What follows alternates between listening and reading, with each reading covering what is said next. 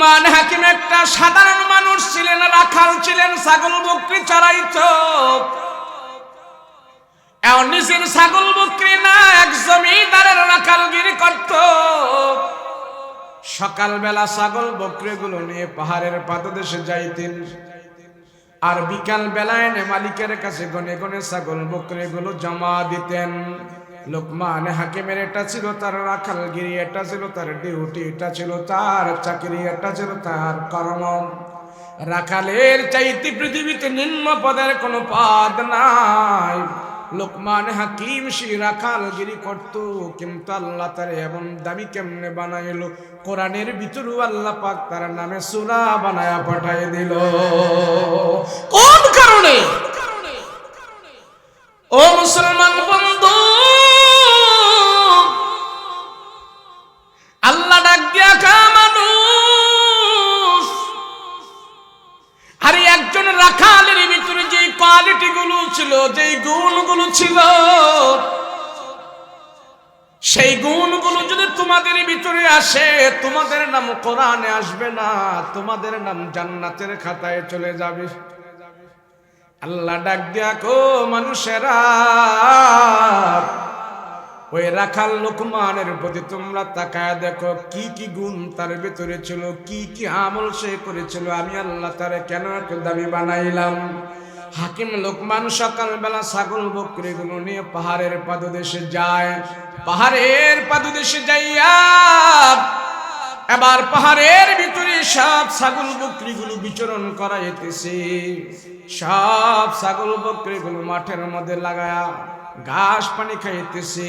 লোকমান হাকিম এবার একটা পাহাড়ের টেলার উপরে বসে বসে বলতেছে, আল্লাহ, আসমান কত সুন্দর করে বানাইলা, জমিনটা কত সুন্দর করে বিছাইলা, পাহাড় পর্বতগুলো আল্লাহ কেমনে তুমি সাজাইলা, ওই গাছ গাছালি কত সুন্দর, আসমানের তারকাগুলো কত সুন্দর।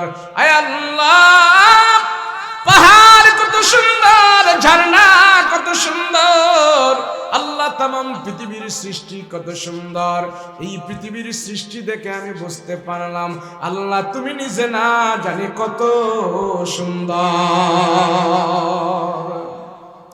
আয় আল্লাহ, সৃষ্টি দেখে বোঝা যায় তোমার কুদরতি হাত কত সুন্দর। আয় আল্লাহ, সেই সুন্দর কুদরতি হাত দিয়া আমার মতন বেডঙ্গা বেসাইদের লোকমানকে আল্লাহ তুমি বানাইলাম। আয় আল্লাহ, আমি নিজে নিজে এত বেডঙ্গা বেসাইদের হই নাই, আমারে তুমি এত বেসুন্দর করে বানাইলা। আল্লাহ, তাতে আমার কোনো অসুবিধা নাই। দুনিয়াতে 60-70 বছর 90 বছর যত হায়াত দাও, এই হায়াতের ভিতরে তো আমি বেডঙ্গা বেসাইদের থাকবো। আমি সুন্দর না, দুনিয়াতে কোনো মানুষ আমাকে দাম দেখ আর না দেখ তাতে অসুবিধা নাই। দুনিয়াতে আমি গরিব হই ধনী হই তাতে কোনো অসুবিধা নাই। আল্লাহ, দুনিয়ার ভিতরে আমি সম্পদের মালিক না হই, দুনিয়ার কোনো মানুষ আমার দাম দেখ আর না দেখ তাতে কোনো অসুবিধা নাই। আরে মালিক, মৃত্যুর পরে তোমার কাছ থেকে আমি জান্নাত চাই।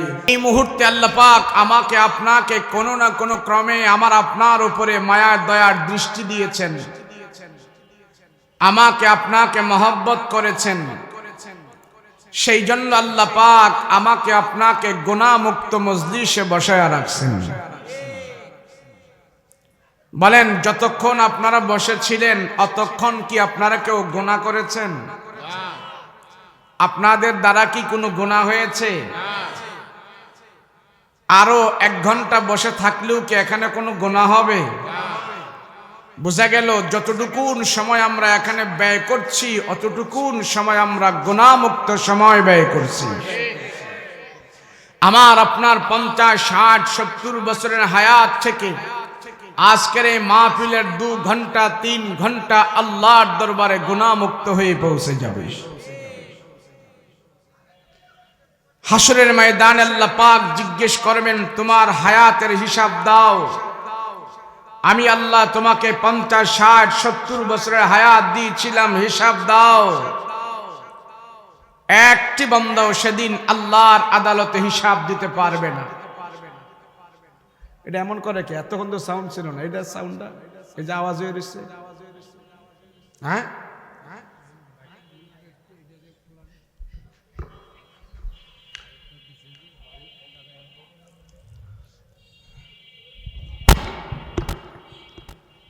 যতক্ষণ আমরা এখানে বসে থাকব অতক্ষণ আল্লাহর ফেরেশতারা আমাদের আমল নামায় কোনো গুনাহ লিখবে না। আমরা এখানে আলোচনা করব আল্লাহ পাকের, আল্লাহর রাসূলের, আর আমাদের আলোচনা আল্লাহ পাক আকাশে করবেন ফেরেশতাদেরকে নিয়ে। আমাকে আপনাকে আল্লাহ পাক ক্ষমা করে দিতে চায়, আমাকে আপনাকে আল্লাহ পাক জান্নাত দিতে চায়, আমাকে আপনাকে আল্লাহ পাক জান্নাতের মেহমান বানাইতে চায়। কিন্তু বান্দা লোভে পড়ে, শয়তানের প্রবঞ্চনায় পড়ে, দুনিয়ার মোহে পড়ে বিশাল জান্নাত থেকে সে বঞ্চিত হতে চায়। আল্লাহ যারে জান্নাত দিতে চায়, আল্লাহ যারে পরে রহমতের দৃষ্টি দেয়, আল্লাহ যারে বারবার পছন্দ করে ভালোবাসে, ওই বান্দাটাকে আল্লাহ পাক নেক কাজের মধ্যে শামিল করে রাখে। বলেন আমরা এখন কোথায় আছি? নেক কাজে শামিল আছি না? বলেন এই মহল্লা, এই এলাকায় আমাদের চাইতে কি আরো কেউ ভালো কাজ কোনো করতেছে?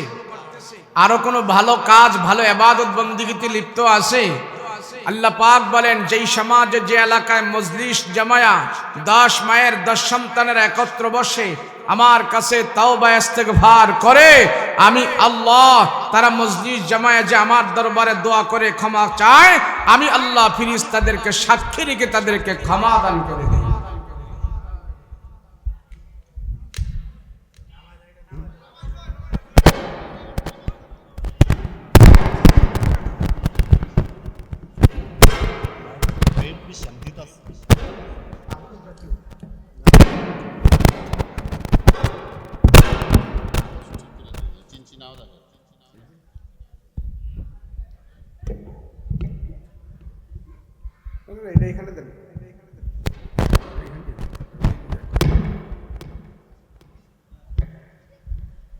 আওয়াজ তো এখানে না, এটা সমস্যা নাই, এই যে আওয়াজ হয় কানের মধ্যে,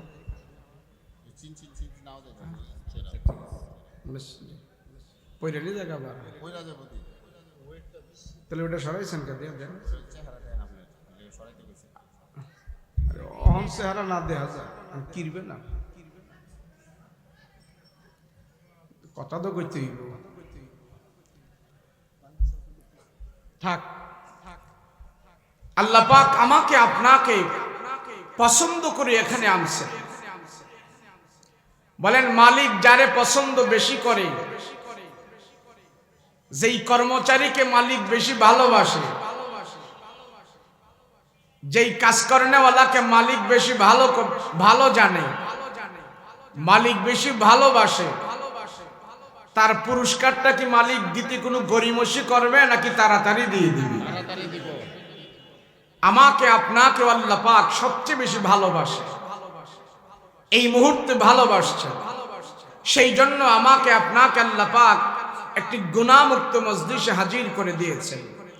আমরা যদি আমাদের 24টা ঘন্টা গুনাহমুক্ত জীবন যাপন করতে পারি, আল্লাহর নাফরমানি মুক্ত জীবন যাপন করতে পারি, আমি আপনি যেই সমাজেই বসবাস করি না কেন, আমি আপনি যেই সমাজেই থাকি না কেন, আমি আপনি যেই কোয়ালিটির হই না কেন, আমি আপনি যেই প্রকারের মানুষ হই না কেন, আমি আপনি সমাজে নেহায়াত দুস্থ, গরিব, দিনমজুর, শ্রমিক হই না কেন, কিন্তু যদি গুনাহমুক্ত জীবন যাপন করি, মালিকের সাথে যদি খারাপ আচরণ আমি না করি, আল্লাহর নাফরমানি করা ছাড়া যদি আমি জিন্দেগি যাপন করি, হালালের উপরে যদি আমি বেঁচে থাকি, তাহলে ধনী শিল্পপতির 500 বছর আগে আল্লাহ আমাকে আপনাকে জান্নাতের মেহমান বানিয়ে দিবেন।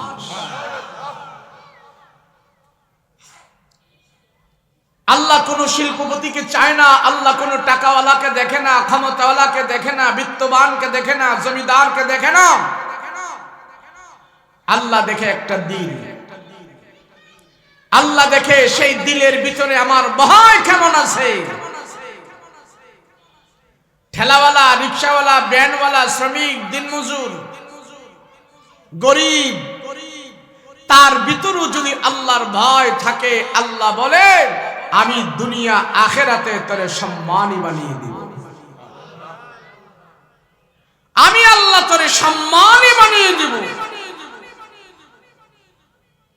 হাজার হাজার প্রমাণ পৃথিবীর ইতিহাস এমন আছে দুনিয়ার মানুষ তাকে দাম দেয় নাই, দুনিয়ার মানুষ তাকে সম্মান করে নাই, দুনিয়ার মানুষ তাকে তুচ্ছ করেছে, দুনিয়ার মানুষ তাকে ঘৃণা করেছে, কিন্তু সেই মানুষটা ঈমান মজবুত ছিল, আল্লাহর উপরে অগাধ বিশ্বাস আর ভালোবাসা থাকার কারণে আল্লাহ পাক দুনিয়া আখিরাতে তার সম্মান বাড়িয়ে দিয়েছে। পৃথিবীর বুকে যত বেডঙ্গা বেসাইজ, পৃথিবীর বুকে যত নেহায়েত দুস্থ গরিব অসহায়, যত মানুষ দুনিয়াতে আছে, সব থেকে আল্লাহ পাক যাকে একবার বেকোয়ালিটির করে বানিয়েছে, সমাজের কেউ তাকে কোনো দাম দেয় নাই, কোনদিন তার কথা কেউ জিজ্ঞেস করে নাই, খবরও নেয় নাই, কিন্তু আল্লাহ পাক তার খবর এমন নিয়েছে মৃত্যুর আগেই তার জান্নাতের সংবাদ শুনিয়ে দিয়েছে। মানুষ, তুমি কোন ডিজাইনের, তুমি কোনখানে আছো, তুমি কি করো, আল্লাহ পাক সেটা দেখে নয়, দেখে তোমার গুনাহমুক্ত জীবন আছে কিনা। 40 বছর, 50 বছর, 60 বছর, 70 বছর, ঊর্ধ্বে 80 বছর, 100 বছর, এর বেশি নয়, এই সামান্য সময় যদি তুমি গুনাহমুক্ত জীবন যাপন করো, আল্লাহ তোমাকে এমন পুরস্কার দান করবে, 10 দুনিয়ার সমান তোমাকে আল্লাহ জান্নাতের মেহমান বানিয়ে দিবে। পৃথিবীতে যত মানুষ আল্লাহ বানিয়েছেন, তার ভিতর থেকে আল্লাহ পাক 3 জন মানুষকে বেকোয়ালিটির মানুষ বানিয়েছিলেন। বেকোয়ালিটি বুঝেননি কারে বলে? এটা সাইজ গুজ বালা না, দেখতে ভালো না, কাউয়ার মতন কালা, আমাদের কুমিল্লায় বলে কাউয়ার মতন কালা, কালা তো কালা, আবার কাউয়ার মতো কালা। পৃথিবীর বুকে এমন মানুষ ছিলেন 3 জন, যারা বলেন কয়জন? 3 জন। এরা বেকোয়ালিটির মানুষ ছিল, তাদের কোনো কোয়ালিটি ছিল না, সমাজে তাদের কোনো দামই ছিল না।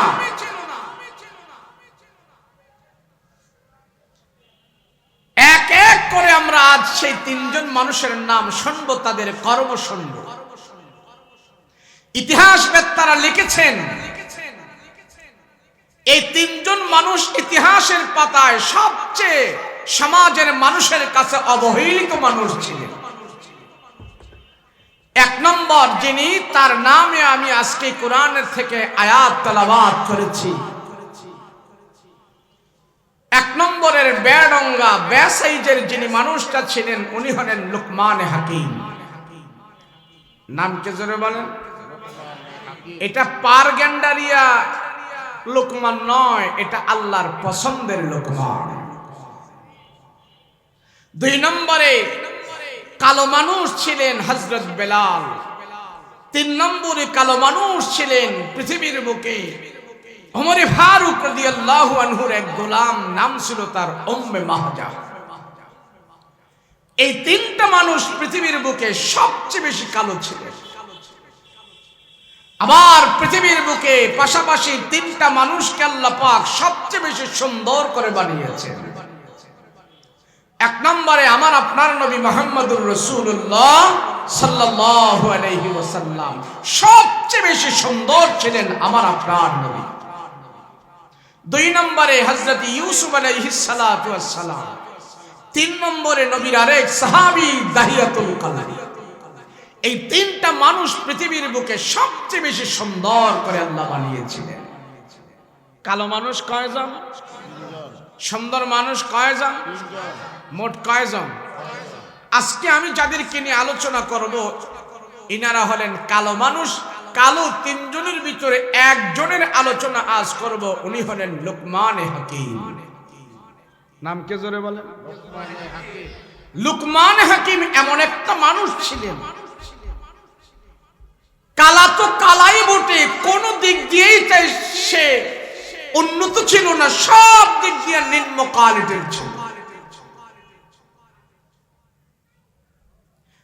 শুধু নিম্ন নয়, আমাদের সমাজে তো অনেক মানুষ আছে কালো, কিন্তু কালো হলে হবে কি, বেটা অনেক ডিগ্রি আছে, শিক্ষিত, বলে শিক্ষাও নাই, দেখায় কালো, অসুবিধা নাই, তার বংশ অনেক ভালো। বলে বংশও নাই, শিক্ষাও নাই, কালো, অসুবিধা নাই, সে শিল্পপতি, তার বহুত টাকা আছে। একদিক দিয়ে না একদিক দিয়ে আসি। লুকমান হাকিম এমন একটা মানুষ ছিলেন, তার কোন দিক দিয়েই ভালো ছিল না, কোন দিক দিয়েই তার ছিল না। মাথাটা এমন মোটা ছিল, মাথা বড় মানুষকে ভালো দেখা যায় কিনা, আবার নাকের সেন্টা বাঁকা ছিল, দাঁতগুলো চানাচা ছিল, চেহারাটা কাউয়ার মতো কালো ছিল, জবানটা একটু তোতলা ছিল, পায়ের পাতাগুলো রেল লাইনের মতন ফাটা ছিল, পেটটা এমন মোটা ছিল, মানুষটা এমন খাটো ছিল, পড়াশোনা নাই, মূর্খ, বংশ হলো হাবশি, জাতে হইল রাখাল। বলে কোন দিক দিয়াই তার কোনো কোয়ালিটি ছিল না। লুকমান হাকিমের কোন দিক দিয়ে তার কোয়ালিটি ছিল না, কোন দিক দিয়ে তার উন্নত ছিল না, সব দিক দিয়ে নিম্ন কোয়ালিটি ছিলেন। সমাজের কোন মানুষ তার দাম দিত না, সমাজের কোন মানুষ তাকে দামি বলতো না, সম্মান করত না। কিন্তু আল্লাহ পাক এই লুকমান হাকিমকে এমন সম্মান করেছে, সম্মান করে করে আল্লাহ পাক এমন ভাবে তার দামি বানায় দিয়েছে। কোরআন হাকিমের ভিতরে 114টা সূরার ভিতর থেকে আল্লাহ লুকমানের নামে একটা সূরা বানায়া পাঠিয়ে দিয়েছে। মুসলমান ভাইয়েরা রে আমার, এই সমাজের মানুষ লুকমানকে কোনো দাম দেয় নাই, আল্লাহর জমিনে কোনো দাম পায় নাই। কালো মানুষ এমনি তো কেউ পছন্দ করে না, কালো যারা হয় তারা নিজেরা নিজেকেও পছন্দ করে না। আমাদের সমাজে অনেক মানুষ আছে, দেখবেন আয়নার সামনে দাঁড়ায় নিজের চেহারাটা দেখতে থাকে, আর মনে মনে বলে খোদারে যত কালা পাইছস আমার একে ঢাইল্লা দিছস নাকি, আর কারোরে পাস নাই নাকি, ও খোদা এত কালো করে আমারে বানাইলি, কোনো মহিলা আমারে পছন্দ করে না। কিন্তু লুকমান হাকিম এমন কথা কোনোদিন বলে না। লুকমান হাকিম আয়নার সামনে দাঁড়ায় দাঁড়ায় শুধু মনে মনে বলতেছেন, আল্লাহ আমি তো নিজে নিজে কালো হই না, আমার বানানেওয়ালা তো আমি না, আমার বানানেওয়ালা একমাত্র তুমি। আল্লাহ এমন কালো করে বানায়া তুমি যদি আমার প্রতি সন্তুষ্ট থাকো, আমি লুকমান তোমার প্রতি সন্তুষ্ট আছি। ও মুসলমান ভাইরে আমার, লুকমান হাকিম একটা সাধারণ মানুষ ছিলেন, রাখাল ছিলেন, ছাগল বকরি চড়াইতো। এমন নিজের ছাগল বকরি না, এক জমিদারের রাখালগিরি করত। সকালবেলা ছাগল বকরিগুলো নিয়ে পাহাড়ের পাদদেশে যাইতেন, আর বিকাল বেলায় এনে মালিকের কাছে গনে গনে ছাগল বকরিগুলো জমা দিতেন। লুকমান হাকিমের এটা ছিল তার রাখালগিরি, এটা ছিল তার ডিউটি, এটা ছিল তার চাকরি, এটা ছিল তার কর্ম। রাখালের চাইতে পৃথিবীতে নিম্ন পদের কোনো পদ নাই। লুকমান হাকিম সে রাখালগিরি করত, কিন্তু আল্লাহ তার এমন দামি কেমনে বানাইলো, কোরআনের ভিতরে আল্লাহ পাক তার নামে সূরা বানায়া পাঠিয়ে দিল। কোন কারণে? ও মুসলমান বন্ধু, আল্লাহ ডাক দিয়া কা মানুষ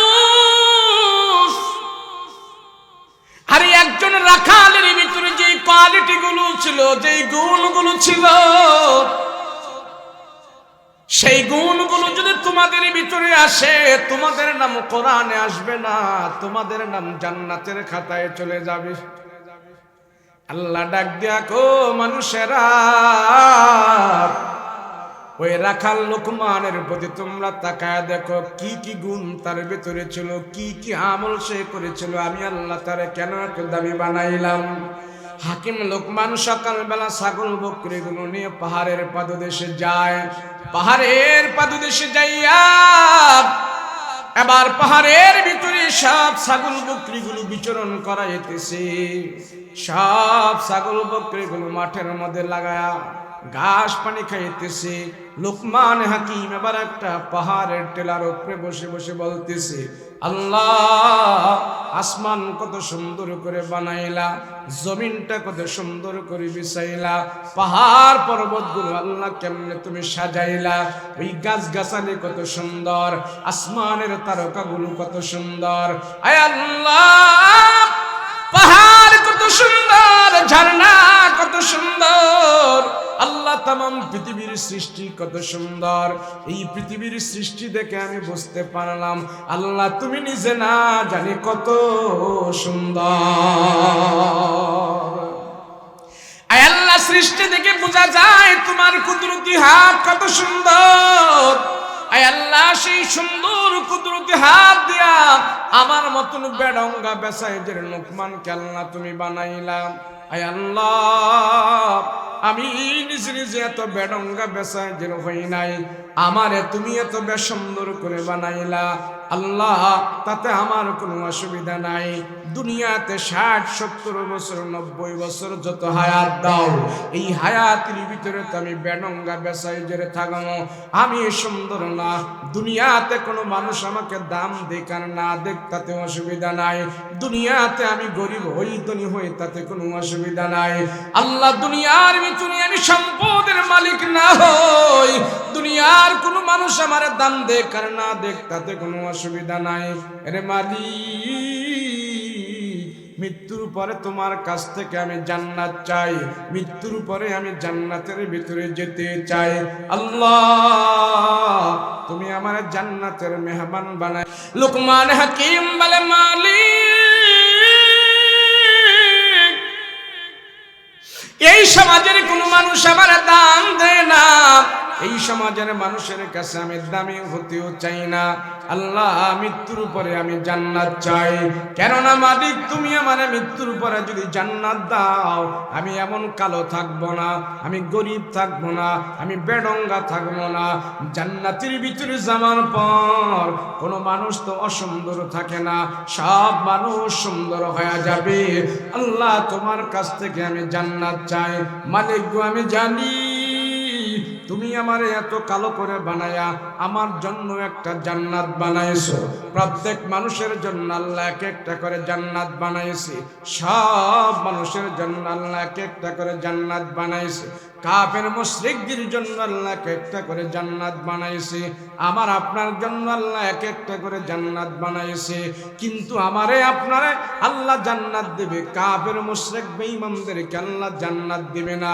ওই বেঈমানদের জান্নাতগুলো আল্লাহ কেটে কেটে ক্যান্সেল করে করে মুমিনকে একের জায়গায় অধিক পরিমাণে জান্নাত দিয়া আল্লাহ মুমিনের মর্তবা বাড়ায়া দিবে।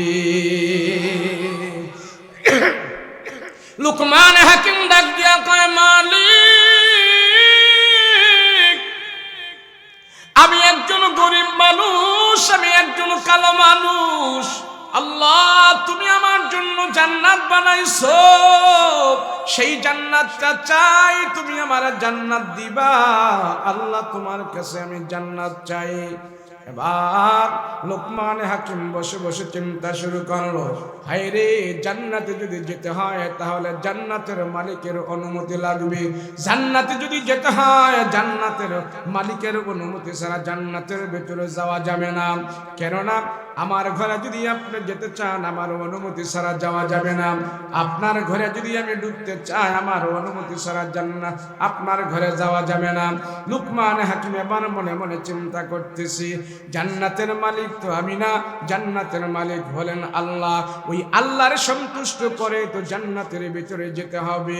এবার টেনশনে পড়ে গেছে, হায় রে হায় রে হায়, আমি হইলাম গরিব মানুষ, কোন কাজ করলে আল্লাহ আমাকে সবচেয়ে বেশি ভালোবাসবে, কোন কাজ করলে আল্লাহ মানে সবচেয়ে বেশি ভালোবাসবে, ভালোবাসা আল্লাহ আমাকে জান্নাত দিবে, সেই কাজগুলো কি, সেই কাজগুলো কি? আরে আল্লাহরে কোন কাজ করলে খুশি করা যায়, আল্লাহ কোন কাজ করলে সবচেয়ে বেশি খুশি হয়? ছাগল বকরিগুলো চড়াইয়া উঁচা একটা টিলার উপরে বসে হাকিম লুকমান মনে মনে ভাবতেছেন, হায় রে কোন কাজ করলে আল্লাহ সবচেয়ে বেশি খুশি হয়? লুকমান হাকিম জান্নাতে যাওয়ার জন্য গবেষণা করে 3টা কাজ বের করেছি, 3টা আমল বের করেছি। এবার বসে বসে চিন্তা করতেছে, দুনিয়ার সব মানুষ সর্বপ্রথম যে জিনিস দ্বারা নাফরমানি করে, মানুষ আল্লাহর জালিম হয় যেই জিনিসগুলোর দ্বারা, 1 নম্বরে মানুষ চোখে যখন নাকি আল্লাহর নাফরমানি করে, আল্লাহর নাফরমানির দিকে তাকায়, চোখ দিয়া দেখার পর মানুষ সবচেয়ে বেশি আল্লাহর নাফরমানি করে চোখ দ্বারা, 2 নম্বরে নাফরমানি করে জবান দ্বারা, 3 নম্বরে নাফরমানি করে মানুষ লজ্জায় স্থান দ্বারা। আমরাও যদি একটু বিবেক করে দেখি, আমরা গুনাহ করি চোখের দ্বারা, তারপরে গুনাহ করি জবান দ্বারা, তারপরে গুনাহ করি লজ্জায় স্থান দ্বারা। লুকমান হাকিম গবেষণা করে করে বের করেছে, হায় রে দুনিয়ার মানুষেরা তো আল্লাহর নাফরমানি করে 3টা জিনিস দ্বারা। 3টা জিনিস যদি আমি আল্লাহর নাফরমানি থেকে মুক্ত রাখতে পারি, আর 3টা জিনিস আমি গরিব মানুষ আল্লাহর সাথে ওয়াদা যদি করি, এই 3টা জিনিস দ্বারা আমি নাফরমানি করব না, গুনাহ করব না। এবার আল্লাহর সাথে মুআমালা মুআশারাত শুরু করে দিয়েছে, ওরে মালিক তোমার সাথে ওয়াদা দিতেছি, আমি গরিব মানুষ, আমি এই 3টা জিনিস দ্বারা তোমার নাফরমানি করব না।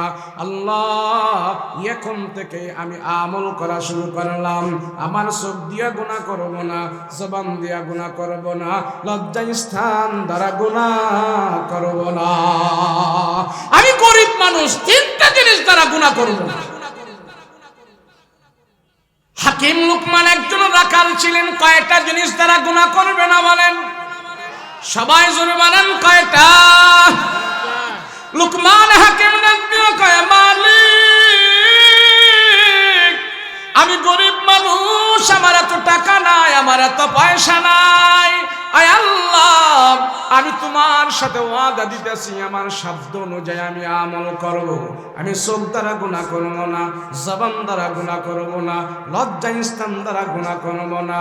এবার লুকমান হাকিম নিজের নিজে নসিহত করা শুরু করলো, নিজের নিজে একবার ওয়াজ করা শুরু করলো, সামনে শ্রোতা নাই, মাইক নাই, কিচ্ছু নাই, নিজের নিজে এবার নসিহত করতেছি, নিজের নিজে ওয়াজ করতেছি, নিজের নিজে ওয়াজ করে নিজের নিজে নসিহত করে এবার আমল করা শুরু করে দিয়েছে।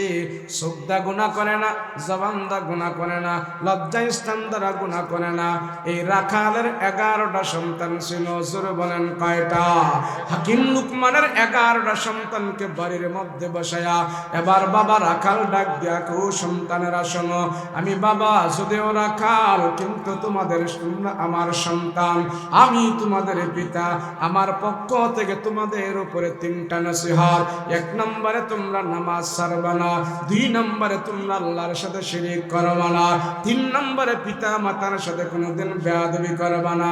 সন্তানদেরকে আমল করাইলো 3টা, নিজে আমল করলো 3টা, 6টা আমলের উপরে যখন ফ্যামিলিটা চলতে শুরু করেছে, আল্লাহর পক্ষ থেকে ঘোষণা আসছে, হে লুকমান তুমি এবং তোমার সন্তানেরা, তুমি এবং তোমার ঘরের সদস্যরা যে আমল করতেছো, একজন গরিব মানুষ হয়ে তোমার আমলগুলো আমি আল্লাহ দেখে এত খুশি হয়ে গেছি, আমি আল্লাহ তোরে আর রাখাল রাখতে চাই না, আমি আল্লাহ তোরে আর নিম্ন পদে রাখতে চাই না।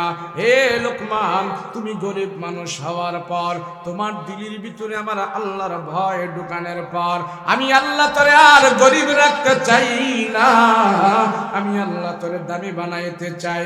জানো জানো কেমন দামি বানাইতে চাই রে লোকমান, জানো এই পৃথিবীর বুকে আমি কোনো কালো মানুষের নবী বানাই নাই, আমি বেডঙ্গা বেসাইজের কোনো মানুষকে আমি নবী বানাই নাই, আমি বে কোয়ালিটির কোনো মানুষকে আমি আল্লাহ নবী বানাই নাই। এই পৃথিবীর বুকে আমি আল্লাহ যত নবী বানিয়েছি এবং যত নবী বানাবো, লোকমান শোনো, আমি আল্লাহ সব নবীদেরকে সম্মান ইজ্জত মর্যাদা দিয়েছি। সমস্ত নবীর চেহারা সুন্দর ছিল, তোমার মতন কালো ছিল না, কিন্তু সব নবীকে আমি আল্লাহ নবী বানিয়েছি। তাদের বংশ মর্যাদা অনেক দামি ছিল, তাদের চেহারা অনেক সুন্দর ছিল, সব নবীর কণ্ঠ অনেক ভালো ছিল। কিন্তু লোকমান, তুমি গরিব হয়ে তুমি যে আমল করছো, ওই আমলের কারণে তোমার সন্তানদেরকে ভালো আদেশ দেওয়ার কারণে আমি আল্লাহ সিদ্ধান্ত নিয়েছি তোমার মতন একটা কালো মানুষ, বেডঙ্গা বেসাইজের মানুষকে আমি আল্লাহ এখন গরিব থেকে রাখাল থেকে টান দিয়া আমি আল্লাহ তোমারে নবুয়তি দান করে দিতে চাই, আমি তোরে নবী বানাইতে চাই। লোকমান হাকিম ডাক দিয়া বলে, মালিক, এই পৃথিবীর বুকে কোনো কালো মানুষকে যদি আপনি নবী না বানান, আল্লাহ আমার নবী বানানোর কোনো দরকার নাই। আল্লাহ আপনি আমার নবী বানায়েন না, নবুতির খাতায় ব্যাজ যদি করার কোনো দরকার নাই গো আল্লাহ, আমার নবী বানায়েন না, অন্য কিছু দেন। আল্লাহ কয়, লোকমান, আমি তোর নবী বানাইতে চাই, তোর গুণের কারণে, তোর আমলের কারণে, তোমার ঘরের ভিতরে আমল চলেছি, তোমার বাসার ভিতরে তোমার সন্তানেরা আমল করে, তুমিও আমল করো, তোমার সন্তানেরাও আমল করে, এই আমল করার কারণে আমি আল্লাহ তোর নবী বানাইতে চাই। লোকমানে হাকিম কয়, কোনো কালো মানুষকে যেহেতু আপনি নবী বানান নাই, কোনো দুর্বল মানুষকে যেহেতু আপনি নবী বানান নাই, আমারে নবী বানায়া নবুতির খাতায় ব্যাস যদি করার কোনো দরকার নাই, আল্লাহ নবুতি আমারে দেন না, দেন না, অন্য কিছু দেন। আহকামুল হাকিমের আল্লাহ ডাক দেখা রাখাল, যদি নবুতি না নাও আমার কাছ থেকে তুমি আর একটা জিনিস নিতে পারো রে লোকমান। বলে, সেটা কি? আমার গাইবী খাজানা থেকে তুমি এলেম নাও, এলেম আমি আল্লাহ তোরে দিতে চাই। লোকমান হাকিম বলে, আল্লাহ, এলেম নিলে লাভ হবে কি? এলেম নিলে লাভ হবে কি? আল্লাহ ডাক দেয়া কয়, এলেম নিলে লাভ হবে দুইটা। এক নম্বরে আসমানি এলেম দিয়া তুমি আমার আল্লাহকে চিনতে পারবা, দুই নম্বরে আসমানি এলেম দিয়া মৃত্যুর উপরে জান্নাতে যাওয়ার পর আমার জান্নাতের নেয়ামতগুলো খুঁজে খুঁজে বের করতে পারবা। এলেম নেই। রাখাল লোকমান এবার ডাক দিয়া আল্লাহ, আসমানি এলেম যদি আপনার পক্ষ থেকে আমাকে দেন আর আমি যদি আপনাকে চিনি, আল্লাহ আপনি আমার এলেম দেন, এলেম দেন, আমার নবুয়ত দরকার নাই, আমার এলেম দেন। মুফাসসিরিনে কেরাম হাকিম লোকমানের তাফসীরের ভিতরে লেখে, আমি ছোট মানুষ, 4টা তাফসীর পড়েছে, 4টা তাফসীরের ভিতরে একই কথা লেখছে। লুকমান হাকিমকে আল্লাহ পছন্দ করে এমন এলেম দিয়েছে, 10,000 কিতাবের জ্ঞান আল্লাহ তার মাথার ভিতরে ঢুকাইয়া দিছে। এ লোকমান, নাও নাও, গুনাহমুক্ত জিন্দেগি যাপন করেছো, গুনাহমুক্ত তুমি পরিবেশ কায়েম করেছো, তুমি নিজে গুনাহ করো নাই, তোমার সন্তানদেরকে দিয়ে তুমি গুনাহ করাও নাই। আমি আল্লাহ খুশি হইয়া তোমার কিতাবের জ্ঞান দিয়া এখন তোমাকে আমি বড় আলেম বানায়া দিছি। এখন তুমি আর রাখাল না, রাখাল না, রাখাল থেকে টান দিয়ে আমি আল্লাহ তাআলা তোমার দামি বানায়া দিছি। মুসলমান, গুনাহমুক্ত জীবন যাপন করে একজন রাখাল যদি এত দামি হতে পারে, আমি আপনি কেন গুনাহমুক্ত জীবন যাপন করে দামি হতে পারি না? কারণটা কি? আজ সারা দুনিয়াতে সব মুসলমানেরা কুত্তার মতো পিটানি খাইতেছে, কারণ মুসলমানের সন্তানেরা এই জমিনে সবচেয়ে বেশি জিনা করে, সবচেয়ে বেশি সারা গুনাহ করে, আল্লাহর নাফরমানি করে এই সমাজে মুসলমানের সন্তানেরা। হাকিম লুকমান এত এত আমল থেকে 3টা আমল বেছে নিল, কারণ কি? চোখ দিয়া গুনাহ করে নাই, জবান দিয়া গুনাহ করে নাই, লজ্জা স্থান দিয়া গুনাহ করে নাই। আমরা যদি একটু হাকিকতের চোখ দিয়া তাকাই, আমরা দেখতে পারবো এই সমাজের যত নামি দামি হুজুর, হাজী, বক্তা, মাওলানা, মৌলবী, শিল্পপতি, মেম্বার, চেয়ারম্যান, যত নামি দামি মানুষ আছে, তিনটা জিনিস দ্বারা সর্বপ্রথম গুনাহ করে। কথা বলেন ঠিক কিনা? এই তিন জিনিসের সমস্যা, এই তিন জায়গায় সমস্যা। সব মানুষের এই তিন জায়গায় সমস্যা। উনার চোখ ভালো না, জবান ভালো না, লজ্জা স্থান ভালো না। সেই জন্য আমার রাসূল এই তিনটা অঙ্গ প্রত্যঙ্গের দিকে ইঙ্গিত করে বলেছে, আমার কোন উম্মত যদি তিনটা অঙ্গ প্রত্যঙ্গ গুনাহ থেকে মুক্ত রাখে, হেফাজত রাখে, রাসূল বলেন আমার উম্মতেরা যদি তিনটা অঙ্গ প্রত্যঙ্গ গুনাহ থেকে হেফাজত রাখে, চোখ, মুখ, লজ্জা স্থান যদি গুনাহ থেকে মুক্ত রাখে, জানো আমার রাসূলের পক্ষ থেকে তার জন্য কত বড় অফার আছে জানো? আমার যে উম্মত চোখ দিয়া গুনাহ করে না, জবান দিয়া গুনাহ করে না, লজ্জা স্থান দিয়া গুনাহ করে না, জেনে রাখো আমি রাসূলের সাথে তারা জান্নাতে বসবাস করবে। মুসলমান ভাইরা রে আমার, লুকমান হাকিম আমার নিজে আমল করতেছে, সন্তানদেরকে আমল করায়। হাকিম লুকমানের এই নসিহতগুলোর ভিতরে 30টা নসিহত পাওয়া যায়। সন্তানদেরকে 30টার উপরে নসিহত করেছে। তার ভিতরে মূলত 3টা নসিহত ছিল। সন্তানদেরকে বলেছেন ইয়া বুনাইয়া আকিমিস সালাত, সন্তানেরা জীবনে কোনোদিন নামাজ ছাড়বা না। ও সন্তানেরা জীবনে কোনোদিন তোমরা নামাজ ছাড়বা না। একজন রাখাল হইয়া সন্তানদেরকে নামাজের আদেশ দেয়, একজন মাস্টার হইয়া সন্তানকে নামাজের আদেশ দেয় না, ডাক্তার হইয়া সন্তানকে নামাজের আদেশ দেয় না, শিল্পপতি হইয়া নামাজের আদেশ দেয় না, বিশাল বড় কিছু হইয়া নামাজের আদেশ দেয় না। আল্লাহ কয় মানুষেরা দেখো, একজন রাখাল হইয়া তার সন্তানদেরকে সেজদার আমল শিখাইছে, আমার আল্লাহর দরবারে সেজদা করা শিখাইছে। তার সন্তানদেরকে যখন সেজদা করার কথা বলেছি, তার সন্তানদেরকে যখন আমলের মধ্যে লাগায় দিয়েছি, আমার আল্লাহর দরবারে আমলটা সবচেয়ে বেশি পছন্দের হয়ে গেছে। হাকিম লুকমান যে আমলগুলো তার সন্তানকে শিখাইল, আল্লাহ পাক সে আমলগুলো এমন ভাবে গ্রহণ করেছে। আল্লাহ ডাক দেয়া কয়, এ রাখাল, দুনিয়ার মানুষের কাছে তোমার দাম নাই, কিন্তু তোমার আমলগুলোর অনেক দাম আমার কাছে আছে। জানো জানো কেমন দামি আমলগুলো? আখির জামানার নবীর উপরে আমি আল্লাহ যে কোরআন নাজিল করব, ওই কোরআনের ভিতরে আমি আল্লাহ তাআলা তোমার এই কথাগুলো আমি আমার আল্লাহর ভাষায় সেখানে লিপিবদ্ধ করে দেব।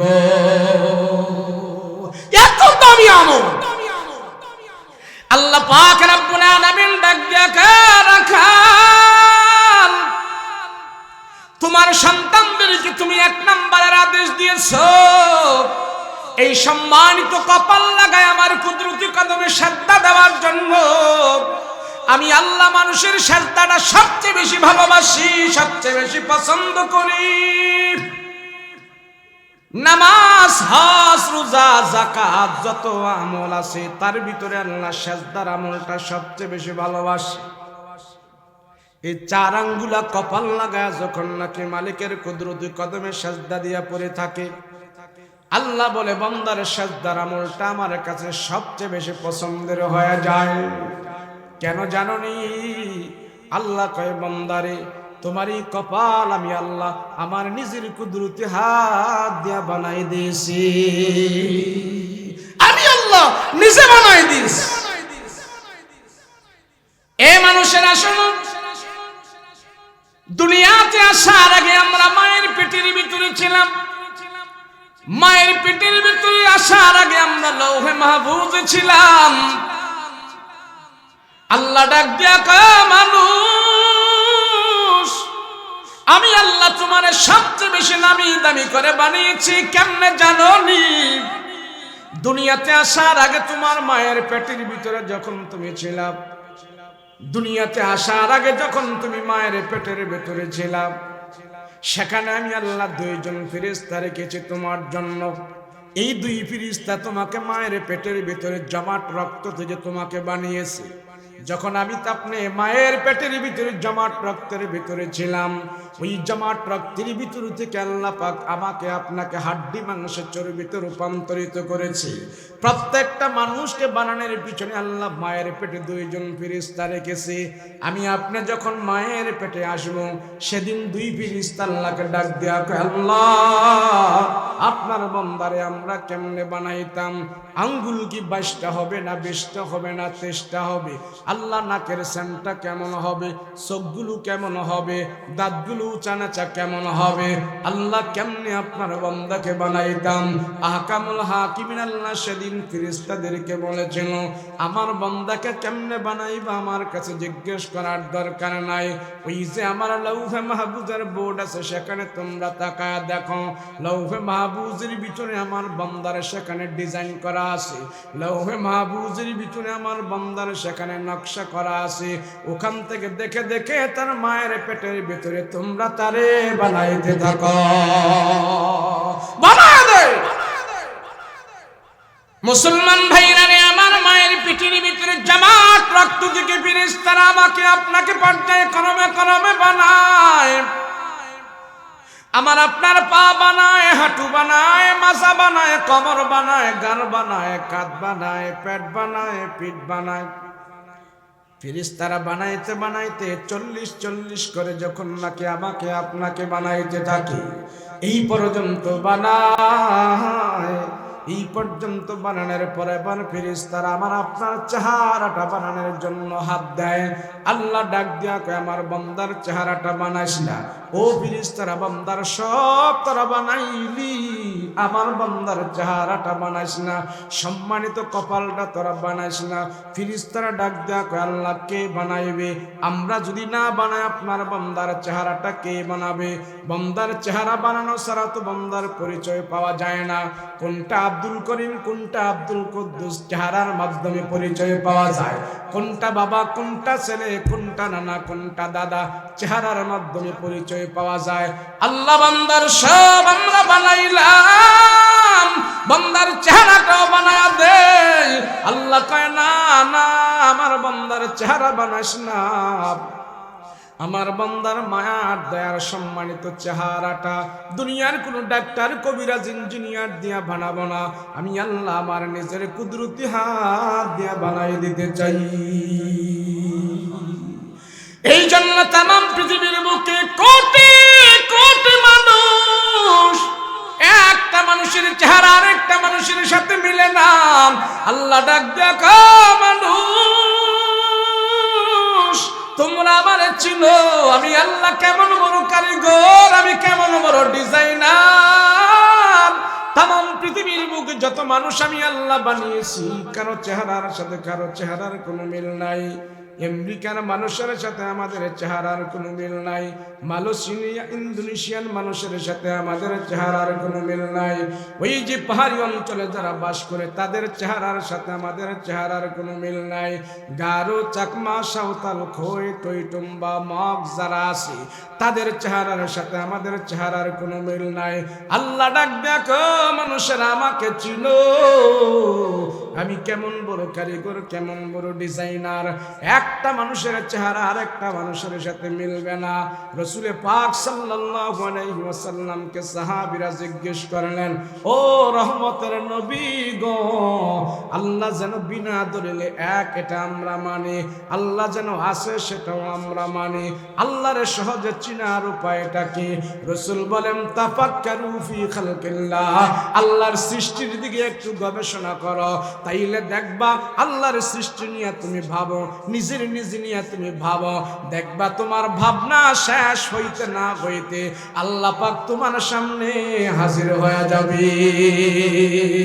আল্লাহর চিন্তা কর, আল্লাহর নিয়ে চিন্তা করিস না, সৃষ্টি নিয়ে চিন্তা কর, আল্লাহ তার সামনে হাজির হয়ে যাবে। এক কবি সুন্দর করে বলেছেন, কয় আচ্ছা মানুষ বল দেখি রাত্র কেন কালো, চাঁদ সূরজ কোথা হতে পেল এত আলো, পশু পাখি কয় না কথা মানুষ কেন কয়, বলো বলো বলো মানুষ এসব কেমন করে হয়, ফুলগুলি সব নানান রঙে কেমন করে হয়, পাতাগুলো সবুজ বটে ফুলের মতো নয়, দুধ কেন হয় সাদা মরিচ কেন ঝাল, আমগুলি পাকলে আবার কেমনে তা হয় লাল, আমরা মানুষ বাস করি ভাই এই দুনিয়ার রঙে, হাতের রেখা আর চেহারা মিলে না কারো সঙ্গে, আর মিলে না কথার ধরন আঙ্গুলের টিপ, আল্লাহ আছে একজন এবার প্রমাণ হলো ঠিক। আপনাদের এই ঢাকা কেরানীগঞ্জের মানুষের হাতের ফিঙ্গারের যে ছাপ কুমিল্লার মানুষের সাথে মিলেনি, কথা কয় না মিলে, তো আপনাদের হাতের ছাপ কুমিল্লার মানুষের হাতে যা মিলে না, এমন সারা দুনিয়াতে যত মানুষ আছে একজনের ফিঙ্গারের ছাপ আরেকজনের সাথে মিলে না, এই ডিস্টেন্স এমন একটা শিল আল্লাহ হাতের নাগালে বানায় দিয়া বলতেছে, শোন আমি আল্লাহ এমন কারিগর, একটা হাতের ফিঙ্গারের ছাপ বানায় দিলাম, একটা শিল বানিয়ে দিলাম, তামাম পৃথিবীর মুখে একজন মানুষও আমি পাইলাম না একজনের ছাপ আরেকজনের নকল করার মতন, এমন ব্রেনই তো আমি কারোর দিলাম না, তাহলে তোদের কিসের ক্ষমতা হইলো হাতের ফিঙ্গারের ছাপটাই নকল করতে পারোস না? পারে কেউ? আল্লাহ কে আমার হাকিম লুকমান রাখাল হইয়া আল্লাহকে চিনেছে, আল্লাহ নবুয়তি দেওয়ার জন্য সিদ্ধান্ত নিয়েছে। আমি আপনি তো রাখালের চাইতে অনেক দামি। আল্লাহ ডাক দিয়া বলে, বান্দা আমি তোরে ভালোবাসি, আমি তোরে সবচেয়ে বেশি মহব্বত করি। সেই জন্য লুকমান হাকিম তার সন্তানদেরকে বলেছে, ইয়া বুনাইয়া আকিমিস সালাত, সন্তানের আল্লাহকে সাজদা দাও, নামাজ পড়ো। সাজদার আমলটা আল্লাহর কাছে এত দামি কেন? এত দামি কেন? দামি হওয়ার কারণে আল্লাহ লোকমানের এই আমলটা কোরআনের মধ্যে বেড়ে আল্লাহ লিখে ফেলেছে। আল্লাহ ডাক দিয়া কয়, তোমার এই সম্মানিত কপালটা আমার কুদরতে হাত দিয়া বানাইছি। বলেন আমার আপনার কপাল কে বানাইছে? জোরে বলেন কে বানাইছে? আল্লাহ কয়, বন্ধুরা ও আমার বান্দারা শোনো, আমার সম্মানিত হাতের কপাল লাগায়া যখন আমার কুদরতি কদমে তোমরা সাজদা দিয়া পড়ে থাকো, আমি আল্লাহ আসমানে ফেরেশতাদেরকে ডেকে বলে, ও ফেরেশতারা দেখ, আমার বান্দাকে বানাইতে তোরা নিষেধ করেছিলে, আমার বান্দা দুনিয়ার জমিনে যাওয়ার পর সাজদা দিয়ে আমার কুদরতি কদমে পড়ে আছে। একটা মানুষ যখন নাকি সাজদা দিয়া পড়ে থাকে, এই মানুষটা একবারে ছোট হয়ে যায়। সাজদা দিলে যত ছোট হয়ে যায় এর চাইতে আর ছোট হওয়া যায় না। সাজদা দিয়া যখন মানুষ আল্লাহর কুদরতি কদমে পড়ে থাকে, তার মাজা, কোমর, ঘাড়, কাঁধ সব ভাঙ্গা একবারে প্যাকেট হয়ে যায়। সাজদা দেওয়ার পরে মানুষটা যত ছোট হয়ে যায়, অন্য কোনো পদ্ধতিতে আর এত ছোট হয় না। আল্লাহ ফেরেশতাদেরকে ডাক দেয়া কয়, দেখ দেখ, আমার বান্দা আমার কুদরতি কদমে সাজদা দিয়া পড়ে আছে, ছোট হয়ে গেছে, ছোট হয়ে গেছে। এই সাজদার আমল দেখে আমি আল্লাহ সবচেয়ে বেশি খুশি হয়ে গেলাম। রাসূল বলেন, একটা সাজদার দাম আল্লাহর দরবারে এত দামি হয়ে যায়, একটা সাজদার দাম তাম পৃথিবীর চাইতে আল্লাহর কাছে আরো বেশি দামি হয়ে যায়, আরো বেশি দামি হয়ে যায়। সেই জন্য লুকমান হাকিম তার সন্তানদেরকে বলেছে, সন্তানেরা জীবনে কোনোদিন নামাজ ছাড়বি না, নামাজ ছাড়বি না। আল্লাহর কাছে আমলটা সবচেয়ে বেশি পছন্দের হয়ে গেছে, কিন্তু আমরা নিজেরা তো নামাজ পড়ি না, সন্তানদেরকেও বলি না। সন্তানদেরকে বলবো কেমনে? নিজেরাই তো হুজুর নামাজ পড়ি না। আমরা হুজুররা যখন বলে ভাই মসজিদে আসেন, আল্লাহকে ভয় করেন, 5 ওয়াক্ত নামাজ পড়েন, 5টা ফরজ আপনার উপরে, আপনি 5টা ফরজ আদায় করেন, মসজিদে এসে জামাতের সাথে নামাজ আদায় করেন। কিছু কিছু লোক আছে, হুজুর যান যান আপনারাই যান, আপনারা পরের বাড়ি খান মসজিদে যে আপনারাই পড়ে থাকেন, আমরা গরিব মানুষ, হাতে হ্যান্ডল, পায়ে পেট্রোল, গায়ে আমাদের ঘাম, আমরাও যদি যাই মসজিদের মধ্যে পড়ে থাকি, বৌজি বলা খাইব ডাকি, এই কথা বলে বলে আমাদেরকে বিদায় করে দেয়। হুজুর আমরা গরিব মানুষ, গরিব মানুষ, এত নামাজ পড়ার আমাদের সময় নাই, বলে কি বলে না? হাসরের ময়দানে আল্লাহ পাক সর্বপ্রথম নামাজের আমলের হিসাব নিবে। আল্লাহ ডাক দিয়া বলবে, বান্দারা নামাজ তোমরা কেমন ভাবে আদায় করেছো, যথাযথভাবে আদায় করেছো কিনা হিসাব দাও। এবার যারা বলতো হুজুর আমরা গরিব হওয়ার কারণে আল্লাহর সাজদা দিতে পারি না, সময় নাই, রসুল বলেছেন হাসরের ময়দানে এই কথাগুলো আল্লাহর আদালতে এই গরিব মানুষগুলো বলবে, আল্লাহ আমরা গরিব ছিলাম, আমরা নামাজ পড়তে পারি নাই, তোমার সাজদা দেওয়ার আমরা সময় পাই নাই, আল্লাহ আমরা গরিব মানুষ, নুন আনতে পান্তা পুরাইতো, আমরা কাজ কাম করেছি, দিন মজুর ছিলাম, এত নামাজ টামাজ পড়ার আমরা টাইম পাই নাই, গরিব মানুষ।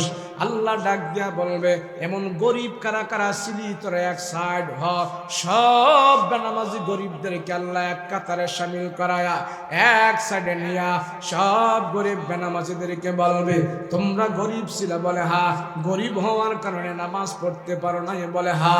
এবার সব বেনামাজিগুলোর এক সাইডে দাঁড় করায়া আল্লাহ নবীদের ভিতর থেকে একজন গরিব নবীকে সেদিন ডাক দিয়া বলবে, নবীদের ভিতরে যিনি গরিব নবী উনি হইলেন ঈসা আলাইহিস সালাতু ওয়াস সালাম। ঈসা নবীকে আল্লাহ পাক ডাক দিয়া বলবে, তাল হেনা আয়না ঈসা, ও পয়গম্বর ঈসা আসো। আমার এই বান্দাগুলো বলতেছে তারা নাকি গরিব, গরিব হবার কারণে আমার আল্লাহকে তারা সাজদা দিতে পারে নাই, গরিব হবার কারণে তারা আজান শুনেও মসজিদে যায় নাই, গরিব হবার কারণে তারা মসজিদে যায় জুমার নামাজও আদায় করে নাই। এরকম গরিব বান্দাগুলোর আমি এক সাইড করিয়েছি, মুসা তুমি আসো আসো, দুনিয়াতে তোমার কি সম্পদ ছিল, আমার এই গরিব বান্দাগুলার কাছে তোমার সম্পদের বর্ণনা দাও, বর্ণনা দাও। মুসলমান ভাইরা রে আমার, হাসরের ময়দানে আল্লাহ বেনামাজি গরিব বান্দাদের মোকাবেলায় পয়গম্বর ঈসাকে হাজির করবে। আল্লাহ ডাক দিয়া বলবে, ঈসা বলো বলো দুনিয়াতে তোমার কি কি সম্পদ ছিল বলো। আমার এই বান্দাগুলো গরিব বলতেছে তারা আমার হুকুম আদায় করতে পারে নাই, তুমি তো আমার হুকুম ছাড়ো নাই, দুনিয়াতে তোমার কি কি সম্পদ ছিল বলো। আল্লাহর আদালতে সেদিন পয়গম্বর ঈসা ডাক দিয়া বলবেন, মালিক দুনিয়াতে তো আমার সর্বপ্রথম আমি গরিব হইলাম, আমার বাবাই ছিল না, বাপ সারা দুনিয়াতে আসছি, বাবার সম্পত্তি পাই নাই, ওয়ারিস কোনো সম্পত্তি পাই নাই। আল্লাহ এক নম্বরে আমি দিক দিয়া গরিব। আল্লাহ গো আমার কোনো বিল্ডিং ছিল না, বাড়ি গাড়ি ছিল না, ল্যাপ তোষক কম্বল আমার ছিল না গো আল্লাহ। মাত্র 2টা চাদর ঈসা নবীর ছিলেন, মাত্র 2টা চাদর। এই 2টা চাদর ঈসা পয়গম্বর গায়ে জড়ায়া রাখতেন। দিনের বেলা একটা চাদর বিছাইতেন, আরেকটা চাদর ঈসা নবী গায়ে দিয়া ঘুমাইতেন, আরেকটা চাদর ঈসা নবী গায়ের মধ্যে জড়ায়া রাখতেন। রাতের বেলা পয়গম্বর ঈসা একটা চাদর বিছাইতেন, আরেকটা চাদর পয়গম্বর ঈসার গা মুবারকের মধ্যে দেয়া রাখতেন। এইভাবে ঈসা পয়গম্বর কাটাইতেন। আল্লাহর কাছে হাসরের ময়দানে বলতে থাকবেন, আল্লাহ মাত্র 2টা চাদর আমার সম্বল ছিল, এই 2টা চাদর আমার সম্বল ছিল, খ্যাত ল্যাপ তোষক খেতা বালিশ কম্বল আমার কিচ্ছুই ছিল না, নিজের বাপের কোনো জমি বিটা ছিল না, নিজের অট্টালিকা বিল্ডিং আমার ছিল না, যেখানে রাত সেখানে আমার কাজ হয়ে যাইত। আল্লাহ আমার তেমন সম্পদ ছিল না।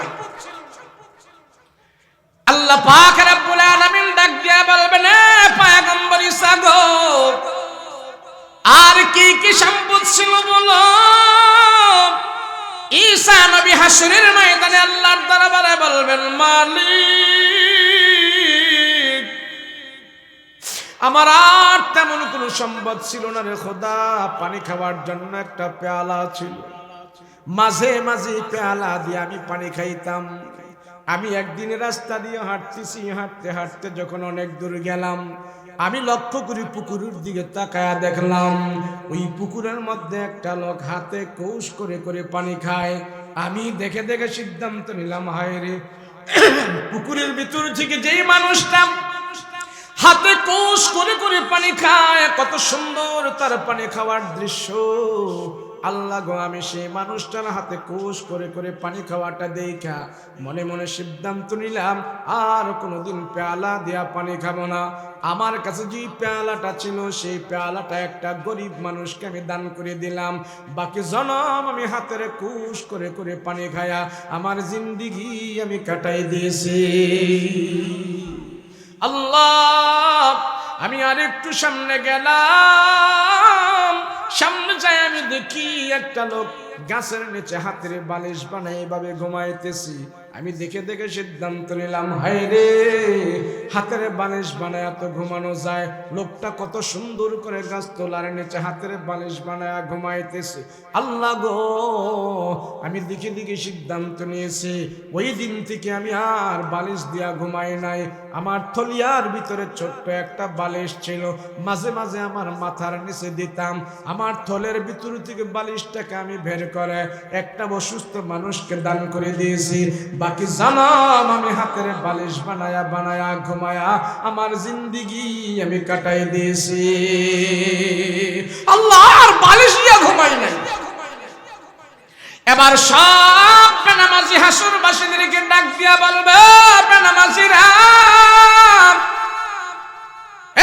গরিব বেনামাজিরা বলো, তোমরা গরিব বড় নাকি আমার ঈসা গরিব বড়? এবার সব বেনামাজিরা ডাক দিয়া বলবেন, না আল্লাহ, আমরা গরিব বড় না, তোমার পয়গম্বর ঈসাই তো সবচেয়ে গরিব বড়। আল্লাহ সেদিন ডাক দিয়া বলবে, ও জাহান্নামের ফেরেশতারা, এই সমস্ত বেনামাজি বান্দাদেরকে নিয়া জাহান্নামের ভিতরে বড় ভারে গুলো নিয়া। মুসলমান ভাইরা রে আমার, নামাজ যদি হালকা আমল হতো, আল্লাহকে সাজদা করা যদি এটা হালকা আমল হতো, ছোট আমল হতো, আমার নবীজি নামাজ পড়তো না। আমার নবীজি ইন্তেকালের আগ পর্যন্ত নবীজি জামাতের সাথে নামাজ পড়তো না। কথা বলেন ঠিক কিনা? নামাজ নাই যার জান্নাত নাই তার, নামাজ নাই যার দুঃখ আছে তার, নামাজ নাই যার দুনিয়াতে অশান্তি আছে তার। সেই জন্য রাসূল বলেন, জুইলাত কুররাতু আইনি ফিস সালাত। সাহাবীরা রে, নামাজ পড়াটাকে আমার চক্ষুকে শীতল করে দেয়। নামাজের সাজদার মাধ্যমে আমার নবীজির চক্ষু শীতল হয়, নামাজের সাজদার মাধ্যমে আমার চক্ষু শীতল হয়, নামাজের আমলের মাধ্যমে আমার রাসূলের অন্তর ঠান্ডা হয়ে যায়। রাসূল বলেছেন নামাজ নামাজ। আর সেই লুকমান হাকিম একজন গরিব মানুষ হয়ে সন্তানকে যখন নামাজের কথা বলেছে, আল্লাহ কয়, লুকমান, তোমার এই আমলটা আমার কাছে এত ভালো লাগছে, আমি আখির জামানার নবীর উপরে আমি আল্লাহ 30 পারা কোরআন নাযিল করব। আর সেই কোরআনের ভিতরে আমি আল্লাহ তোমার নামে একটা সূরা বানায়া ওই সূরার ভিতরে নামাজের কথা আমি আল্লাহ লিখে দেব। মানুষ লুকমান হাকিম, নাম নাই, শিক্ষা নাই, দীক্ষা নাই, দেখায় ভালো না, জবান ভালো না, কিন্তু কিছু আমল করেছে, আমলের কারণে আল্লাহর দরবারে অনেক দামি হয়ে গেছে। আজ মুসলমানের ঘরগুলো আমলি ঘর নয়, মুসলমানের বাসা বাড়িতে সব বেঈমানি চলেছে, জাহান্নামী পরিবেশ, সিনেমা পরিবেশ, আমলের পরিবেশ নাই। কথা বলেন ঠিক কিনা? আমাদের ঘরগুলোতে গান চলে, বাদ্য চলে, যন্ত্র চলে, কিন্তু নামাজ পড়া হয় না। কথা বলেন ঠিক কিনা? ওই আমাদের পাশের এক ইমাম সাহেব ডাইকে এক ছেলে বাসায় নিয়ে গেছে, ওস্তাদজি কিছুদিন আগে আমার বাবা ইন্তেকাল করছে, ওস্তাদজি একটু আহেন দোয়া করবেন। তো হুজুর গেছে তার বাবার জন্য দোয়া করতে। তো হুজুরের নেওয়ার পর এমন একটা চেয়ারের মধ্যে হুজুরকে বসাইলেন, ইমাম সাহেবকে বসাইলেন। ইমাম সাহেবকে চেয়ারের মধ্যে বসিয়ে ছেলেটা বলতেছে, ওস্তাদ জি, এই চেয়ারের মধ্যে আমার বাবা সব সময় বসে থাকতো। ওস্তাদ জি, আমার বাবা নিজেই চেয়ারটাকে কিনেছেন। আমার বাবা এই যে সামনে টেলিভিশনটা দেখতেছেন, এই টেলিভিশনটা আমার বাবা কিনেছে। হুজুর, আমার বাবা ইন্তেকালের আগে এই টেলিভিশনটা এখানে লাগিয়েছে, চেয়ারের মধ্যে বসেছে। বসে বসে আমার বাবা অনেক রাত্রে টকশো দেখতো, নাটক দেখতো, সিনেমা দেখতো। আমার বাবা এইভাবে সময় কাটিয়েছে। ওস্তাদ জি, আজ বাবা নাই, এই টেলিভিশনটা দেখলে আর চেয়ারটা দেখলে বাবার কথা মনে হয়ে যায়। বাবাই কত কিছু দেখেছে, আর বাবার কথা স্মরণ করে করে এখন আমি এগুলিতে দেখলে বসলে বাবার জন্য দুঃখে কলিজা ফেটে যায়। যেই সন্তান বাবার মৃত্যুর পরে বাবার গুনাহের সঞ্জাম আদি দেখে আফসোস করে, সন্তানের সেই আফসোস বাবার কবরে দাও দাও করে আগুন জ্বলতে থাকে। যদি সেই সন্তানে কথা বলতো, ওস্তাদ জি, এই চেয়ারে বসে আমার বাবা আল্লাহর কালাম তেলাওয়াত করত। ওস্তাদ জি, এই চেয়ারে বসে বসে আমার বাবা তাসবিহ আদায় করত। আমার বাবা মাসাল্লায় বসে বসে নামাজ পড়তো, দাঁড়িয়ে দাঁড়িয়ে নামাজ পড়তো। ওস্তাদ জি, আমার বাবা এখন দুনিয়াতে নেই। আমার বাবার রেখে যাওয়া আমলগুলো আমি সন্তান হিসাবে এখন যাই নামাজে দাঁড়িয়ে দাঁড়িয়ে বাবার মতো নামাজ পড়ি। এই চেয়ারে বসে বসে বাবার মতন আমি দুরূদ আজকার জিকির আজকার করি। আল্লাহর কসম, সন্তান যদি বাবার এই আমলগুলোর সাক্ষী দিয়ে আমলগুলো করে, তো আল্লাহ পাক এই সন্তানের আমলগুলো বাবার কবরের জন্য নাজাতের উসিলা বানায়া পাঠায়। আছে আমাদের সন্তানগুলোকে আমরা সে আমলের উপরে রাখতে পেরেছি? পারি না। কারণ আমি বাবা নিজেও আমল করি না, সন্তানদেরকেও করাই না। আল্লাহ বলছেন, দেখো দেখো রাখালকে তোমরা ফলো করো, রাখালকে দেখো, সে নিজে আমল করে, সে নিজে আমল করেছে, সন্তানদেরকে আমল করিয়েছে। সন্তানের আমলের কারণে, তার নিজের আমলের কারণে ফ্যামিলিটা, ঘরটা একটা আমলওয়ালা ঘর হয়ে গেছে। আমি আল্লাহ চিরদিনের জন্য হাকিম লুকমানকে সারা মানুষের জন্য আমি আল্লাহ মডেল বানিয়ে দিয়েছি, একজন রাখালকে মডেল বানিয়ে দিয়েছে। এক নম্বরে বলেছে নামাজ, দুই নম্বরে বলেছেন লা তুশরিক বিল্লাহ। একজন রাখাল হয়ে তার সন্তানকে বলে আল্লাহর সাথে শিরিক করবি না, শরীক করবি না। আমরা তো অনেক মানুষ আছি বলি, হুজুর মাজারে গেলে শিরিক হয়, মাজারে সাজদা করলে শিরিক হয়, আপনারা মাজারে যাইতে নিষেধ করেন কেন? হুজুর মাজারে গেলে দোয়া করলে তো আমরা অনেক কিছু পাই, মাজারে গেলে দোয়া করলে, নিয়ত করলে, মান্নত করলে তো আমরা অনেক কিছু পাই। এত শিরিক টিরিক বুঝি না, আমাদেরকে মাজারে যাইতে আপনারা নিষেধ করেন কেন? আমরা সেখানে সাজদা করি, মান্নত করি, বাবার কাছে আমরা সব কিছু বলি, আমরা তো অনেক কিছু পাই। বাইরে সব জিনিস পাইলেই লওয়া যায় না, খাইলে খাওয়া যায় না, দেখলে দেখা যায় না, করলে করা যায় না। আমরা যদি ব্যবসা না করে চুরি করি, চুরি করার ভিতরে বহুত পয়সা আছে, কথা কোন ঠিক কিনা? চাকরি করার যেমন টাকা, ঘুষ খাওয়ার ভিতরে আরো বেশি টাকা। কিন্তু ভালো মানুষের ছেলেরা চাকরি করে পয়সা কামাবে, ঘুষ খাবে না। ভালো মানুষের ছেলেরা ব্যবসা করে টাকা কামাবে, সে সুদ খাবে না, চুরি করবে না। সত্যিকার ইমানদার যারা আছে, মাজারে গিয়া দোয়া করার জন্য পাগল নয়, বাবার কাছে যায় দোয়া লওয়ার জন্য পাগল নয়, মাজারে গিয়া সাজদা করার জন্য পাগল নয়।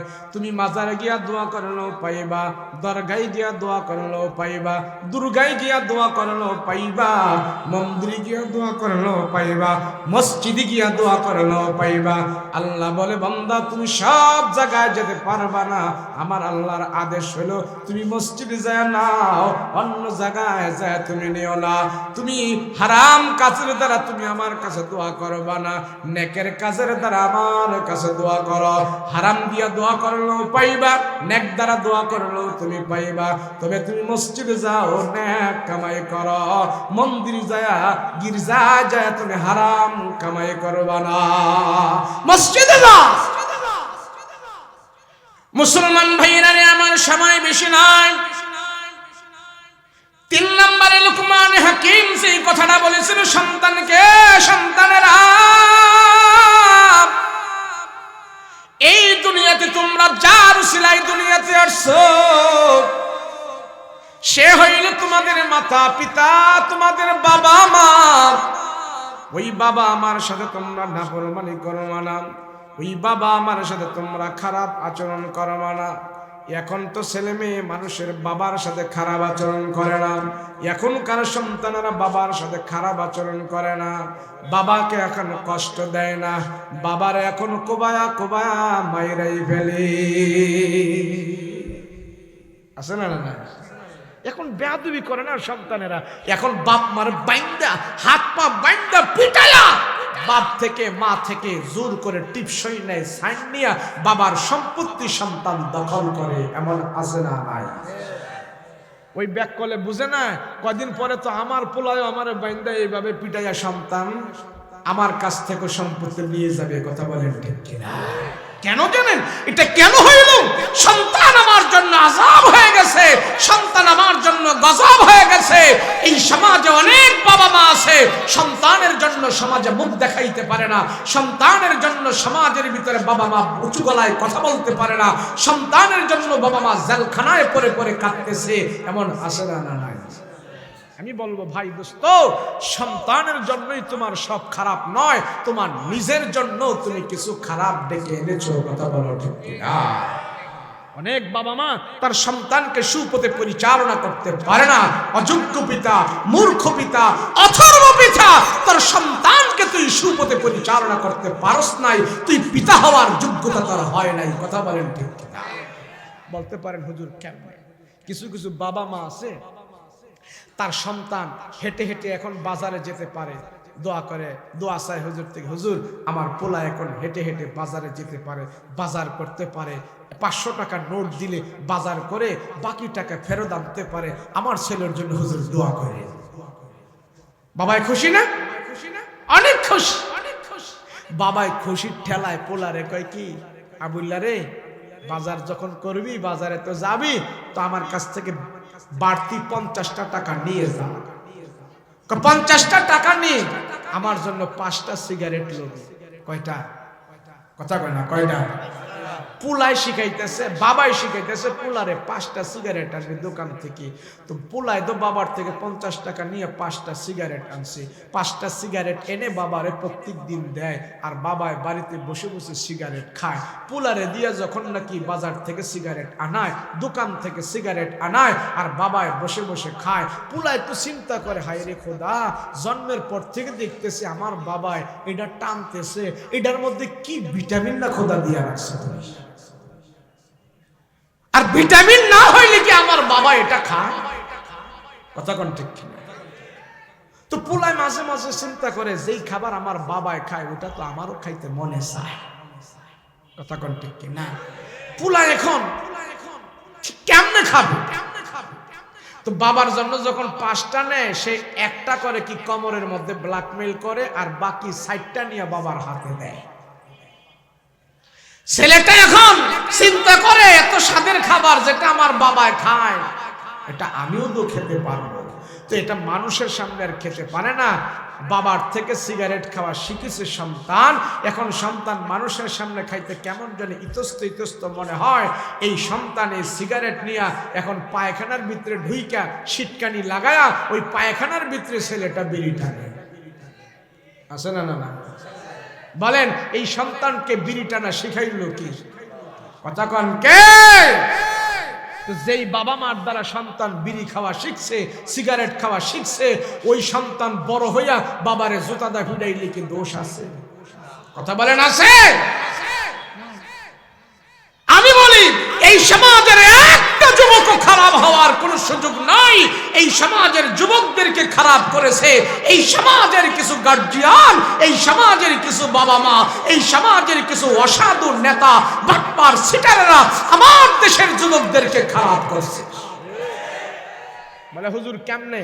খুঁজে দেখবেন এই সমাজে কিছু নেতা আছে, এই নেতাগুলো আমার দেশের যুবকদেরকে দিয়ে নেশার ব্যবসা করে, ফেন্সিডিলের ব্যবসা করে, গাঞ্জার ব্যবসা করে, ট্যাবলেটের ব্যবসা করে, এগুলি দিয়ে যুবকদেরকে বিক্রি করে করে নেতার বাড়িতে দলান উঠে, আর সেই যুবক বিপথে যায়, জেলখানায় যায়। কথা বলেন ঠিক কিনা? তাহলে যুবক নিজের দোষে নিজে খারাপ হয় না, অভিভাবকদের জন্য খারাপ হয়। কথা বলো ঠিক কিনা? যারাই আমার সমাজের যুবকদেরকে যারাই খারাপ করছে, নামাজ রোজা পড়ে মসজিদের সেক্রেটারি কমিটি হয়ে আর যুবকদেরকে 2 নাম্বার ব্যবসা করায়া তুমি যত বড় আল্লাহর ওলি সাজো, আল্লাহর জান্নাতে যাওয়া যাবে না। না না, কথা বলো ঠিক কিনা? মুসলমান ভাইরা আমার, সন্তানের দ্বারাই, মা বাবার দ্বারাই সন্তানেরা খারাপ হয়, আবার মা বাবার দ্বারাই সন্তানেরা ভালো হয়। মুসলমান বন্ধুরা আমার, আল্লাহ পাক দেখায় দিয়েছি, মা বাবার কারণে একজন হইলেন আল্লাহর ওলি, আবার মা বাবার কারণে একজন হলেন বড় বিরাট সন্ত্রাসী। একজন আল্লাহর ওলি হয়েছে, আরেকজন মা বাবার কারণে সবচেয়ে বড় সন্ত্রাসী হয়েছে। ও বন্ধু, আল্লাহ দেখায় দিয়েছে মা বাবার কারণে একজন ওলি, আর একজন মা বাবার কারণে সন্ত্রাসী। বাইজুল বুস্তামি নামের একজন জগৎ বিখ্যাত আল্লাহর ওলি, কোন কলেজে পড়ে নাই, মাদ্রাসায় পড়ে নাই, পাঠশালায় যায় নাই, বিশ্ববিদ্যালয়ে যায় নাই, কোন মানুষ তারে তালিম দেয় নাই, কোরআন কিতাব শিখায় নাই। কিন্তু বাইজুল বুস্তামি এত বড় আল্লাহর ওলি কেমনে হইল? কারণটা কি? বাইজুল বুস্তামির ওস্তাদ হইলেন তার মা। মায়ের কোলের বিশ্ববিদ্যালয়ে পড়াশোনা করে আল্লাহর দরবারে বড় ওলি হয়েছি, বড় ওলি হয়েছে। বাইজুল বুস্তামি রহমাতুল্লাহি আলাইহির মা তারে সুন্নাত শিখাইছে, কোরআন শিখাইছে।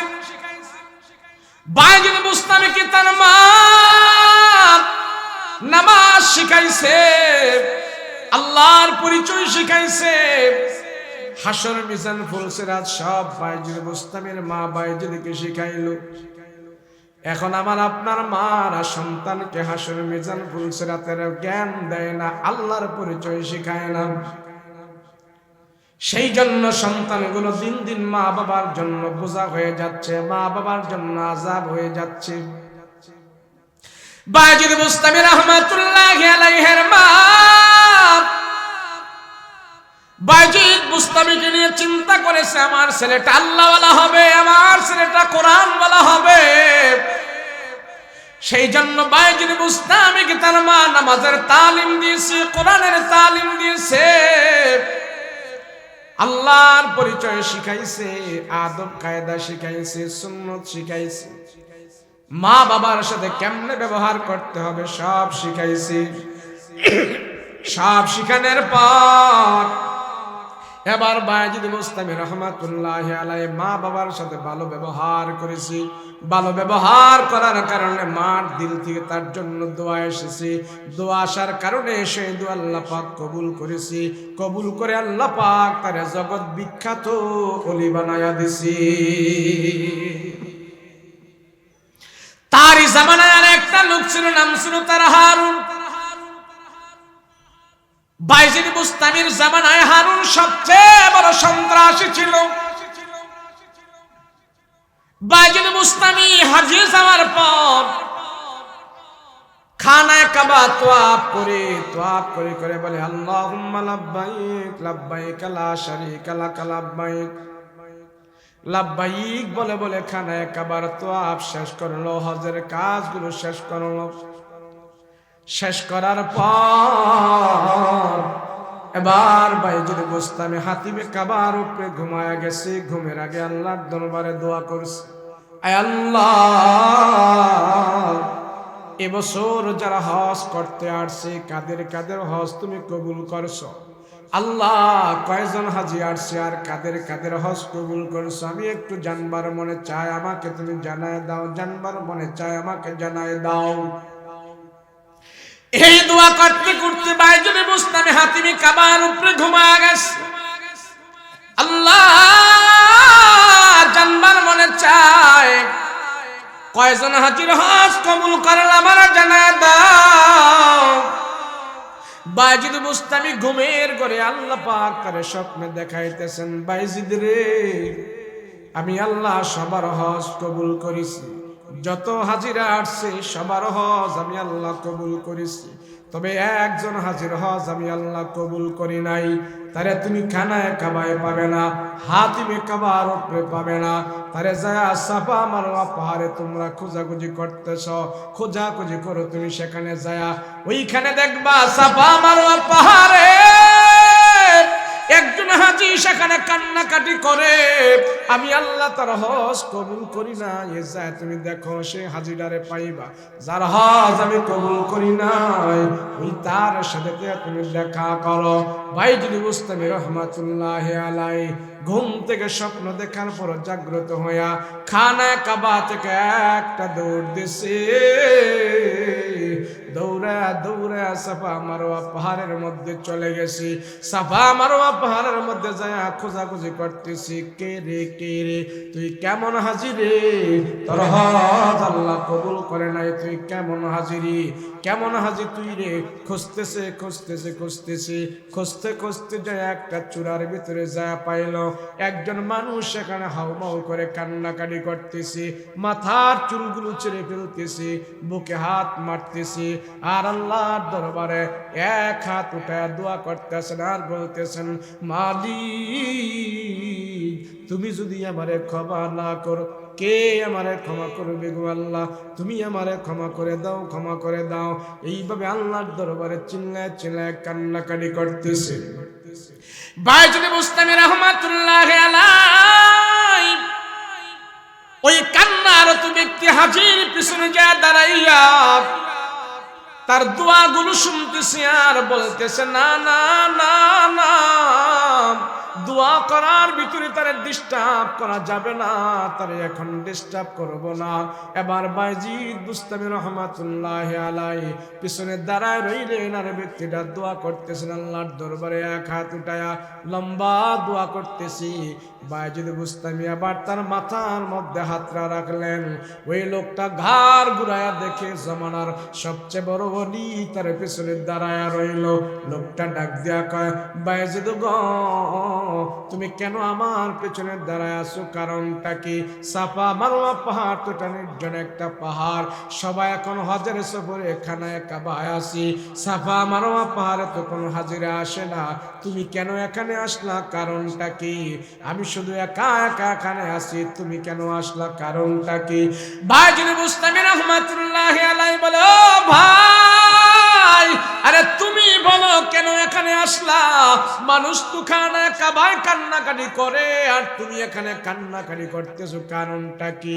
বলো বলো কারণটা কি, এখানে কান্না করো কারণটা কি? এবার বাইজিদ বুস্তামি যখন এই কথা বলছি ওই লোকটা ডাক দিয়া কয়, বাইজিদ গো তুমি আমারে চিনো না, আমার নাম হলো হারুন, তোমার নাম হলো বাইজিদ, তুমি হইলা জগৎ বিখ্যাত একজন আল্লাহর ওলি আর আমি হইলাম জগৎ বিখ্যাত একজন সন্ত্রাসী। ও বাইজিদ তোমার মা তোমার আমলওয়ালা বানাইছে, আখলাকওয়ালা বানাইছে, তোমার মা তোমার আল্লাহর পরিচয় শিখাইছে, কোরআন শিখাইছে, নামাজ রোজা শিখাইছে, মায়ের তালিম পায়া তুমি জগৎ বিখ্যাত আল্লাহর একজন ওলি হয়ে গেছো। আর আমার মা আমার এত খবর নেয় নাই, আমার মা আমার এত দেখাশোনা করে নাই, আমার মা আমাকে কোরআনের তালিম শিখায় নাই, আমার মা আমাকে ওযু গোসল নামাজ রোজা শিখায় নাই। আমি সেই জন্য মার অবহেলার কারণে আমি এলাকার পাড়া মহল্লার 2 নম্বর ছেলেদের সাথে চলাফেরা করিয়া নেশাযুক্ত হইয়া আমি মাঝে মাঝে নেশা খায়া মাতলামি করিয়া আমার মার উপরে আমি আক্রমণ করতাম। এ বাইজিদ দেখো দেখো আমার একটা পা নাই, দেখো আমার একটা হাত নাই। বাইজিদ বুস্তামি কয় আমি তো দেখতেছি এক হাত দিয়া তুমি আল্লাহর কাছে দোয়া করতেছো, আমি তো তোমারে প্রশ্ন করতেছি আর একটা হাত তোমার কোথায়? এই হাতটা কি মায়ের পেট থেকে দুনিয়াতে আসে নাই নাকি, না কোনো দুর্ঘটনা অ্যাক্সিডেন্ট হয়েছে? বলো কি হয়েছে? হাতগুলা তোমার কি হয়েছে? হাতটা তোমার দেহ থেকে বিচ্ছিন্ন নাই কেন? কারণটা কি? কারণ দেখে লোকটা ডাক দিয়ে বলে ভাইজি, আরে তুমি দেখতেছো কি হাত নাই? আমি এক হাত দিয়ে আল্লাহর দরবারে দোয়া করি আর একটা হাত আমার নাই। এ ভাইজি, এই হাত দিয়ে আমার মার উপরে আমি আক্রমণ করেছিলাম, এই হাত দিয়ে আমার মার উপরে আমি আঘাত করেছিলাম। ভাইজি, একদিন আমি নেশা খাই আমার মার উপরে আমি অত্যাচার করেছি আমার এই হাত দিয়া। এবার যখন হজে আসবো, হজে আসার আগে আমার দিলটা একটা ধাক্কা খাইমু, আমার দিলটা বেচানো হয়ে গেল। হাই রে, যে মার দ্বারা দুনিয়াতে আমি আলো বাতাস দেখেছি, ওই মার উপরে আমি হাত দিয়ে অত্যাচার করেছি, অন্যায় করেছি। এই হাত নিয়ে আমি খানায় কাবায় যাব না। বাইজিদ গো, অপরাধের হাত নিয়ে আমি আল্লাহর খানায় কাবায় আসি নাই। এই হাত দিয়ে আমার মার উপরে আমি আক্রমণ করেছি, ওই হাতটা আমি নিজে নিজে কোবায়া কোবায়া কাইটা ফেলাইছি। আমার দেহ থেকে আমার হাতটা আমি বিচ্ছিন্ন করে আলাদা করে ফেলাই দিয়েছি। বাইজিদ দেখো, পা দিয়ে আমার মারে আমি অপমান করেছিলাম, এই পাটা আমি কাইটা কাইটা আলাদা করে ফেলে দিয়েছি। আমি আল্লাহর দরবারে এখন কান্নাকাটি করতেছি, দেখি আমার আল্লাহ ক্ষমা করে কিনা। বাইজিদ বুঝতামি তার মুমূর্ষুর কথা শুনিয়া নিজের হাত নিজে কাইটা ফেলাইছে অপরাধ জানিয়া। বাইজিদ বুঝতামি আল্লাহর দরবারে হাত উঠায় ডাক দিয়া আল্লাহ, তোমার বান্দা অপরাধ জানিয়া হাত কাইটা বানাইলো, তোমার বান্দা অপরাধ জানিয়া পা কাইটা বানাইলো। আল্লাহ তুমি তারে মাফ করে দাও, আল্লাহ তুমি তারে মাফ করে দাও।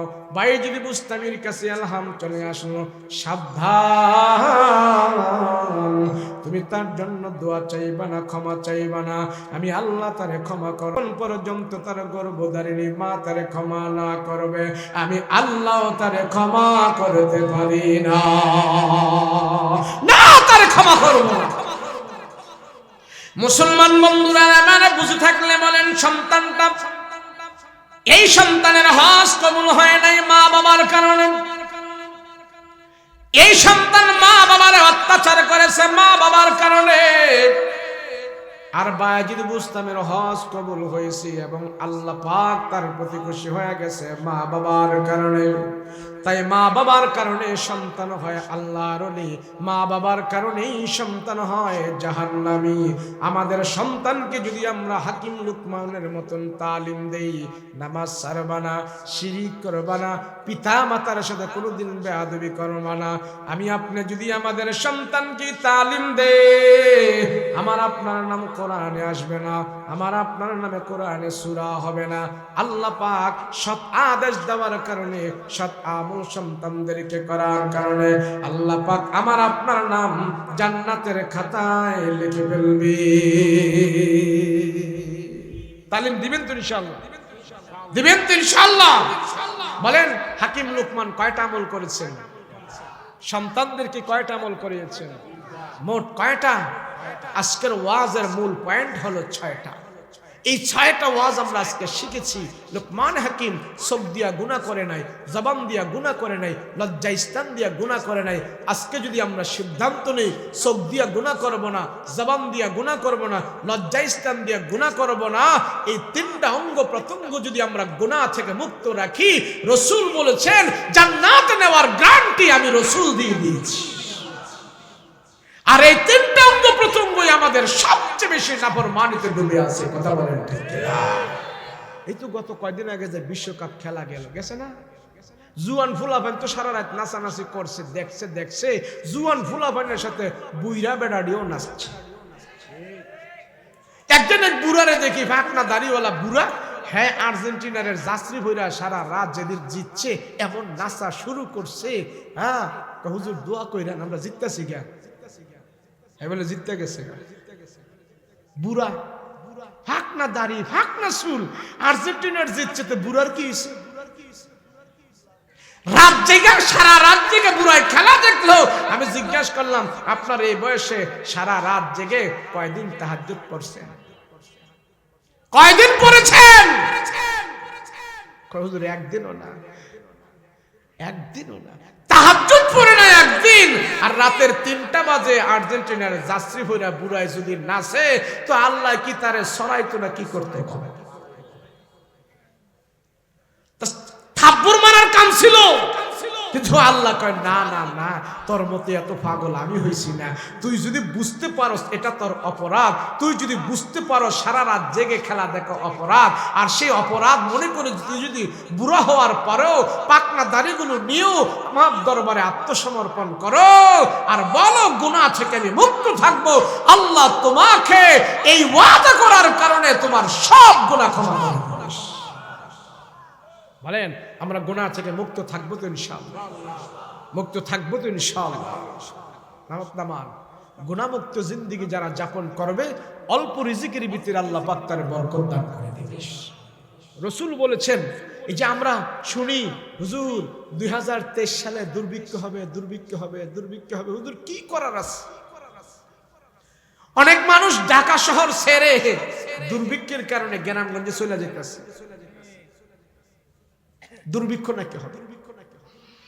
আরে রাসূল আমল শিখিয়েছে দুর্ভিক্ষ দূর করার। রাসূল বলেছেন, কোন মানুষ যদি প্রত্যেকদিন 11 বার লা হাওলা ওয়ালা কুওয়াতা ইল্লা বিল্লাহিল আলিয়্যিল আযীম, লা হাওলা ওয়ালা কুওয়াতা ইল্লা বিল্লাহিল, এই দোয়াটা সকালে বিকালে কেউ যদি 11 বার পড়ে, আল্লাহ পাক তাকে কোন রকমের দুর্ভিক্ষ অভাব দিবে না, তার অল্প রিজিকের ভিতরে আল্লাহ বরকত দান করে দিবে। কিসের দুর্ভিক্ষ? আরে 1974 সালে আমাদের দেশে দুর্ভিক্ষ হয়েছিল, হয় নাই? কথা কয় না, এই মুরব্বীরা, হয় নাই? বলেন না কি? তখন মানুষ ছিল কয় কোটি? 7 কোটি মানুষ ছিল। 7 কোটি মানুষ দুর্ভিক্ষের কারণে খাবার পায় নাই। আলু খাইছে, ওই কচুর মুড়া খাইছে, লতি খাইছে, এগুলা খাইছে, ভাত পায় নাই। কথা বলেন ঠিক কিনা? তখন ছিল কয় কোটি? 7.5 কোটি। আর এখন মানুষ হইল প্রায় 17 কোটি 18 কোটি, নাকি 17 কোটি মানুষ এখন বাংলাদেশে। এখন কি অভাবে নাকি না দুর্ভিক্ষে? অভাবে না দুর্ভিক্ষে? অভাবেও না দুর্ভিক্ষ নাই, এখন সব মানুষ খানার অভাবে নাই। আগে পায় না খাইতে, আর এখন মানুষ খায় না। কথা বলেন ঠিক কিনা?